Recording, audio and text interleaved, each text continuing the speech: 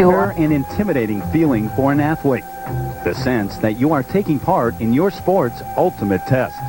And the recognition that this event may just define your entire career. But the Tour de France does not belong solely to the cyclist. It is one with the rolling hills and scenic landscape that serve as its forum. This land has witnessed and helped create the great champions of the past. As it did when Greg LeMond became the first and only American to win the Tour, something the experts never expected. LeMond's name would be added to the list of legends after winning his third Tour de France in 1990. Last year, he bowed out with disappointment and since has retired from the sport. But the torch, along with the winner's yellow jersey, had already been passed. The 90s have been owned by 30-year-old Spaniard Miguel Indurain. This farmer's son has not only captured the last 4 Tour de France yellow jerseys, he has increased his dominance every year. Quietly and without emotion, Indurain has already placed himself in very select company. Now he tries to become the only man in history to win 5 consecutive Tours de France. But being the center of attention makes you a marked man, and the field is loaded with talent, all taking aim at the man they call Big Mig. The question is, can anyone stay on Indurain's wheel? The world has come to France, as 189 of the world's top cyclists, representing 23 countries, have gathered. And ABC's Wide World of Sports is here for today's start of the 82nd Tour de France. The innocence and old world charm of the French countryside are apparent along the coast of Brittany, as we are in the seaside village of Saint-Brieuc for today's Prologue. Hi everybody, I'm Terry Gannon. Glad you could join us for what is much more than a sporting event here in France. It's a spectacle, with each year's race adding to the lore that is passed down from generation to generation. This year's edition is no exception. While there have been 3 5-time winners of the Tour de France, nobody has ever won it 5 years in a row, as Miguel Indurain is trying to accomplish. His success has brought on him incredible attention here in Europe. And on the eve of his quest, we caught up with him to get his thoughts. This could be my 5th tour, which is the magic number of the Tour de France. No one has achieved 6. This will make that come closer, having 1, 2, 3, 4, and now 5. That could get you excited, but in cycling, to win a tour is already sufficient. To win his 5th, Miguel will not only have to conquer the field, but battle history. The route of this year's tour travels through the home regions of each of the previous 5-time winners. Here's a look at what lies ahead. The French colors have been worn by some of cycling's biggest names, like 5-time winner Bernard Hinault, who hails from Saint-Brieuc, where our riders will start their 2,257-mile trek. Here in 1979, local hero Hinault rode through these streets as the leader. He knows the proper mindset needed to win the Tour. I don't think you should start with the idea that you are going to win your 5th Tour de France, because that can be very bad and you can make mistakes. You must think, how must I ride this race? The Tour then winds back through Brittany and heads north along the beaches of Normandy, where 51 years ago, the Allies launched their historic World War II invasion. Reminders of that momentous event remain here today. This area was also home to 5-time winner Jacques Anquetil, who was a proud Norman. The route then continues through the flatlands of France and into Belgium. And this early in the race, the sprinters often dominate. Here, speed is king. And Jamouladin Abdou-Japarov has made a name for himself over the past few years with his early bursts. While the sprinters look for glory, the overall leaders just try to stay out of trouble. And it comes in many forms in the Tour de France.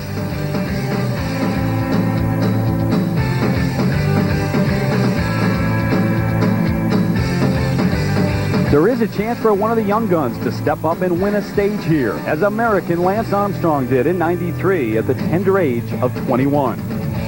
Armstrong is now riding in his 3rd Tour de France, but with Americans hoping he is the next Greg LeMond, he's still looking to complete his 1st tour. I really realized how grand the Tour de France is. I know that I'm going to be there for 3 weeks, which I think in itself is going to be shocking because I've never raced for 3 weeks. but I got to say that I'm super, super motivated. The first week culminates in a time trial through the farmlands of Belgium, home to five-time winner Eddie Merckx, who dominated these roads during his prime and has tremendous respect for Miguel Indurain. I think Indurain is first of all a great champion. His advantage is that he is smooth and powerful, which is important in the long time trials of the Tour de France. Over the past 4 years, Indurain has been unbeatable in the long time trials. If anyone is going to have a chance at stopping him this year, they'll have to hold their own in this part of the race. It could be Swiss rider Tony Rominger, who holds the world 1 hour record and is generally considered to own the second fastest wheels in the world. Or the Russian Yevgeny Berzin, who now lives and trains in Italy and has his sights set on dethroning the champion in his first Tour de France. Following the time trials, there is no break. Next, a look at the dreaded roads of the Alps.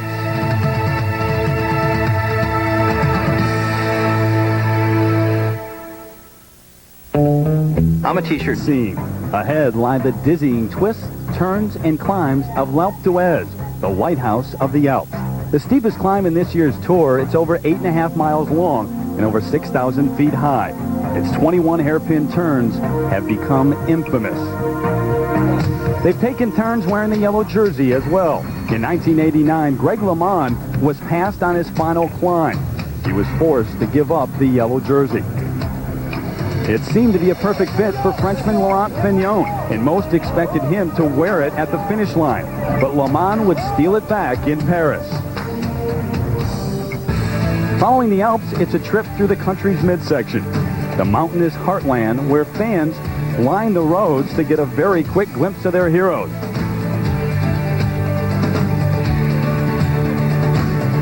The course then follows the path to the Pyrenees, where Miguel Indurain seems to cast his largest shadow.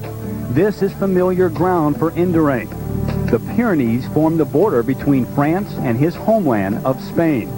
And it was here in 1989 and 90 that Miguel Indurain would win his first 2 stages of the Tour de France. He's worn the yellow jersey through these mountains many times as well, and it's an emotional scene as his countrymen scale these peaks to encourage him, from which he seems to get his batteries recharged. From here, the Tour heads north and through the famous wine country of Bordeaux. Their yellow jersey could change hands here for the final time at the individual time trial at Lac de Vassivière, as it did in 1990 when Greg LeMond captured his 3rd Tour de France. With the train delivering the riders to Paris, the first glimpse of the Eiffel Tower never looked better. An impressive moment as those who have survived ride down the famed Champs-Élysées. And we're over 2,000 miles and 3 weeks away from this year's Champs-Élysées finish. We're in Saint-Brieuc for the start of the race and today's prologue. Hi again, everybody. I'm Terry Gannon, along with 2 men who are no strangers to ABC's Wide World of Sports coverage of the Tour de France, Phil Liggett and Paul Sherwen. And Phil, you've been a part of 23 of these tours. What keeps bringing you back every year? I tell you, Terry, I keep coming back because I witnessed one of the finest sporting contests in the world. This is not a made-for-television event. This is an event that wanders around Europe. It uses the villages and the mountains as its grandstand. And this year, of course, we are in for a slice of history if Miguel Indurain can win the Tour de France for the 5th time in succession. Well, one man who might be able to tell us all about that is my co-commentator, Paul Sherwen. Because after all, Paul, he did ride the Tour 7 times. And for the last 10 years, Phil, I've actually covered it with your good self. But we're talking about Miguel Indurain's incredible record of 5 Tour de France victories in a row. But one other record hasn't been taken since 1935, when Roman Mace held the lead in the yellow jersey from day one right and through until the end. I think Miguel Indurain would like to walk into history with that under his belt. And of course, Indurain will be the last man to start today as the reigning champion, and he will wear the yellow jersey. But earlier, Ralph Aldig of Germany was the first man out of the blocks to get the prologue underway. Coming up next, American Lance Armstrong trying to complete his first Tour de France. Continues. Plus, the world's top swimmers make a splash in California next Saturday on ABC's Wide World of Sports.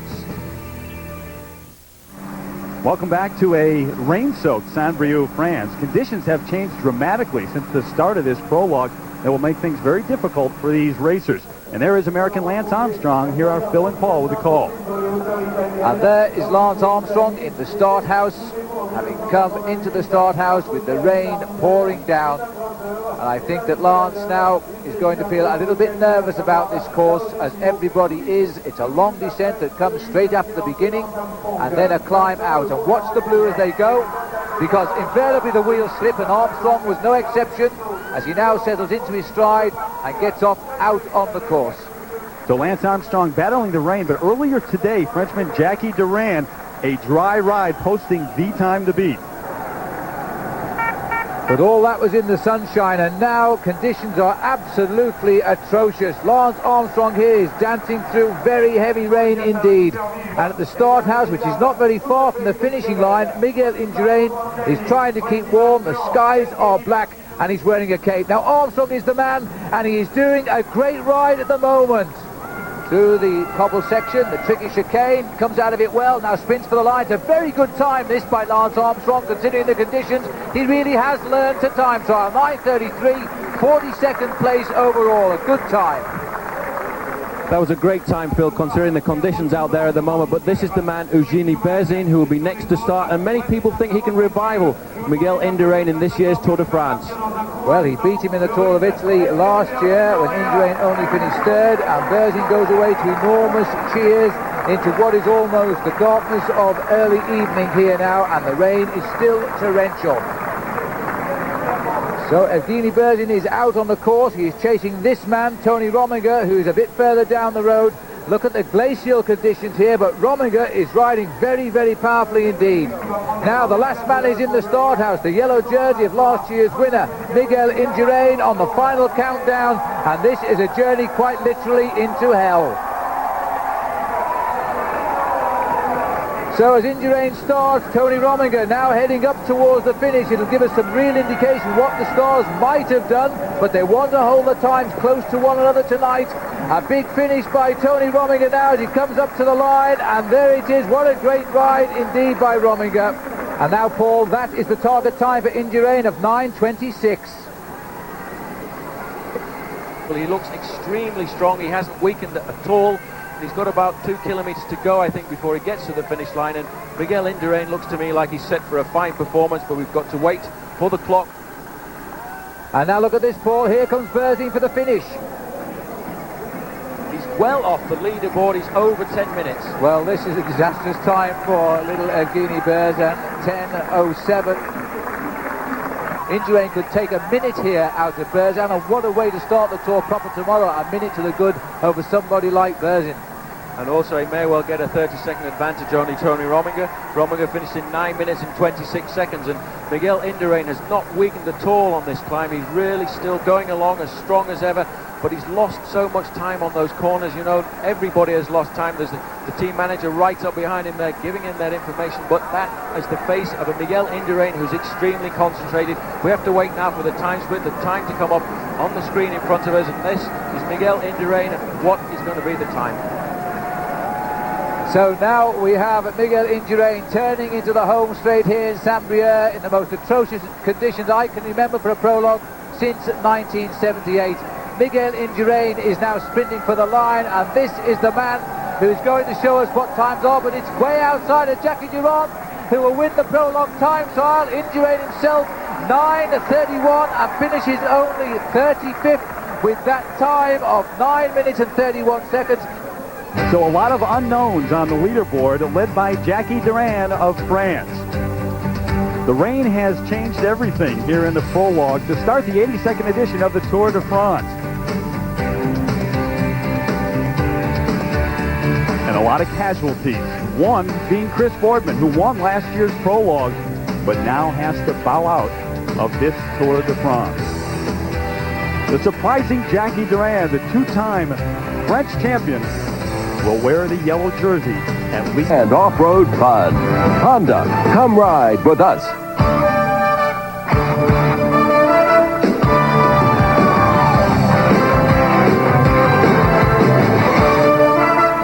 Moto World is a production of Seals Communications Corporation, Atlanta, Georgia.